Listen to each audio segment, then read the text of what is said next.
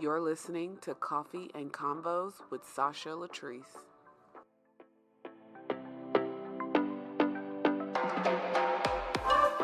A podcast about real life, motherhood, marriage, and everything in between.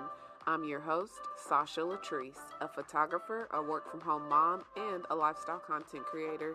In today's episode, I will be joined with my good friend, Nakiya Curry, and we will talk about how she has transformed into her soft girl era, as well as get to know a little bit about her and her life. To stay up to date with what's coming, be sure to subscribe as well as follow me on Instagram at sasha.grubs and on my YouTube channel. Without further ado, grab your coffee mugs, your friends, and let's get into it. Hey guys, welcome back to Coffee and Convos with Sasha Latrice. Today I have here with me my very dear friend, Nakiya Curry. Hi everyone, thanks for having me, Sasha. Great, I'm glad that you're here. But today we are going to be talking about how she has transformed and stepped into her soft girl era. And for those of you that don't know what it means to be a soft girl, don't worry, I'm going to break that down for you. Basically, it means that you tap into your more soft, feminine side, which includes being more sentimental or romantic, or expressing more of your emotions, and just overall embracing more of your gentle side. So we aren't going to waste any time. We're just going to dive right into it. So Nakiya, I'm going to pass it over to you and just allow you to tell the people that are listening a little bit about you. Well, I'm a 30-year-old single mom. I just turned 30 this year. It is a big year for me. I am a teacher assistant for a local public school. I love people, I love kids, and I'm just an easy, outgoing person who is just fun and full of life. Great answer, or great introduction, however you want to see that. But just a little bit background about mine and Nakiya's relationship. We met very unexpectedly. It was just kind of one of those things. We show up to the same event together and we just connected. Like, we have a few things in common. We like to do a little bit of the same things. So we just kind of linked up together and we have just been friends ever since. But I do have a few questions that I would like to ask you just about your goals, what's allowed, what things have happened in your life for you to get to where you are. So my first question is going to be, what has been going on in your life recently that you expected and that you didn't expect? Well, one thing that is going on in my life right now that I'm expecting is back to school. Oh my God, yes! I think you're the only one that's excited. I'm excited to go back to school. I'm excited to get my kids ready for back to school. I work at the school that one of my kids goes to, and then my oldest will be going to a new school this year. So I'm really excited for that, and that's something that I've been expecting and really, really excited to get to August for. So, how do you feel about your oldest daughter not being in the same school building as you? I'm really excited for her because I feel like 5th grade is a big grade for the people that live locally. A lot of our kids are split up during elementary grades, and 5th grade and 6th grade, they are all able to go back and be at the same school. So it'll be different, but I'm so excited for her because she's such a strong, independent young girl, and I know she's been ready to flap those wings, so I'm excited. And just let them know, or let everyone know that's listening, how old your kids are.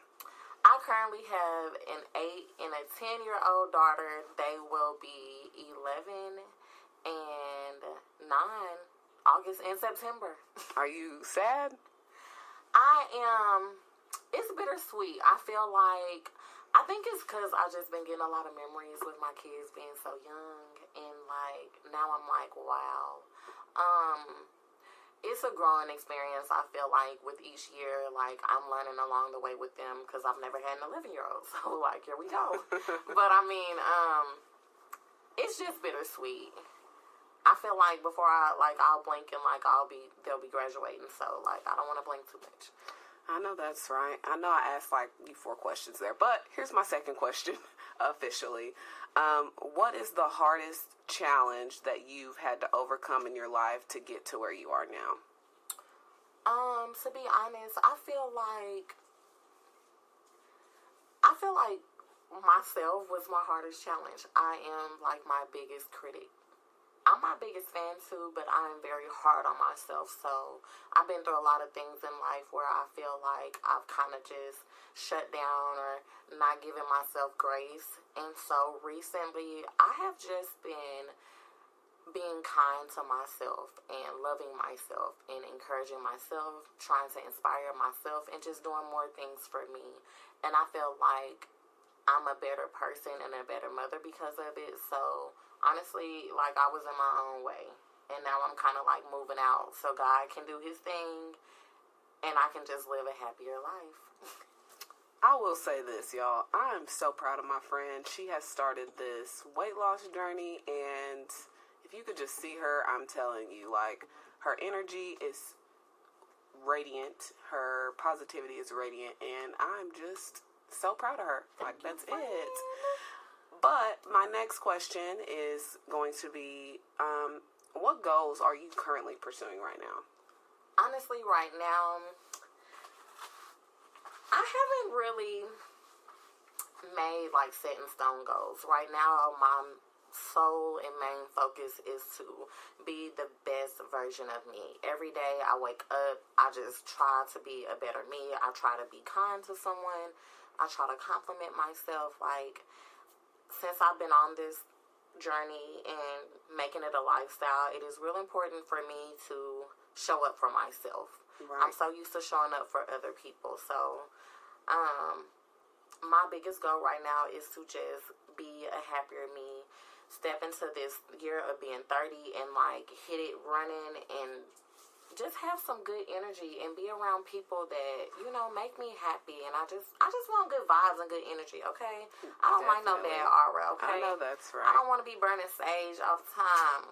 I do feel like we tend to pour into other people constantly and never really pour that energy back into ourselves. So being able to see you pour that energy, that positivity that you have back into yourself is just motivating, because we always seem to focus on our kids, on our family, friends, and we never really seem to focus on ourselves. And so watching you do that is just so amazing and motivating for me and maybe others that you impact on a daily basis. Thank you.